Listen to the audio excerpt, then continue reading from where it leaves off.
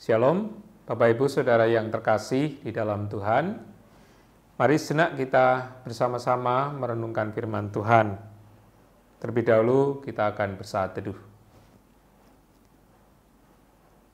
Firman Tuhan yang kita dengarkan diambil dari Injil Matius pasal 9, ayatnya yang ke-14. Injil Matius pasal 9 ayatnya yang ke-14. Kemudian datanglah murid-murid Yohanes kepada Yesus dan berkata, "Mengapa kami dan orang Farisi berpuasa, tetapi murid-muridmu tidak?" Saudara yang terkasih di dalam Tuhan, aturan ada itu digunakan untuk mengatur segala sesuatu agar tertib. Namun seringkali karena hanya taat pada aturan atau fokus pada aturan yang tertulis, manusia kehilangan makna dari aturan tersebut. Misalnya, di waktu-waktu kemarin kita melihat, terutama di daerah kota besar, yang karena wabah corona, kemudian diminta supaya berbalik arah kembali. Tetapi ada yang memaksa, apalagi kalau petugasnya lengah. Atau mereka mencari jalan tikus supaya tidak dihentikan. Yang penting saya bisa ke sana. Nah, saudara yang terkasih di dalam Tuhan Yesus Kristus, apakah aturan yang menjaga keselamatan hanya akan ditegakkan jika ada penjaga aturan?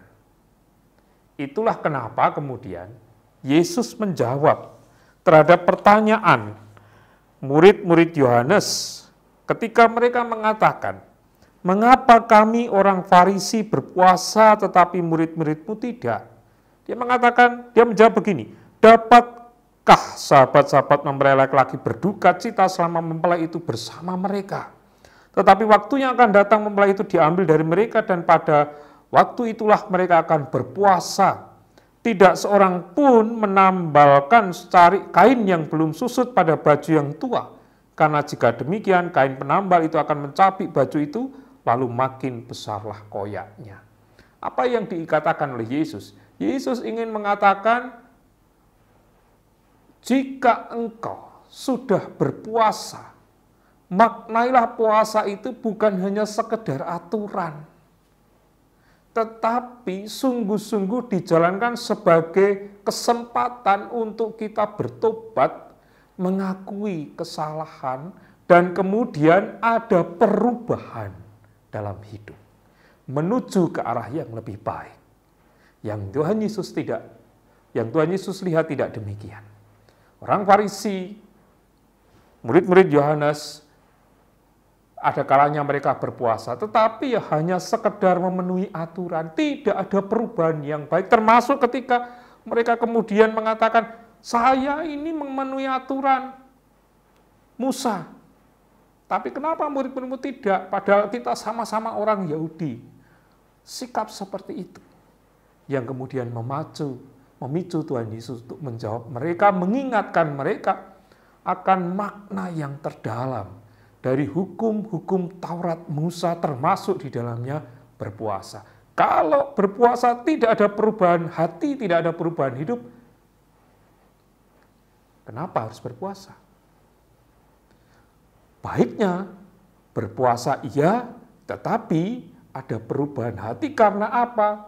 Kita dimampukan untuk memaknai puasa itu sebagai bagian dari cara kita mengakui dosa, bertobat di hadapan Allah, dan hidup benar di hadapan Tuhan maupun di depan sesama.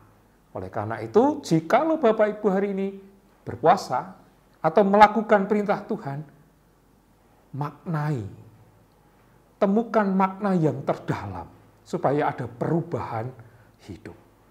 Amin.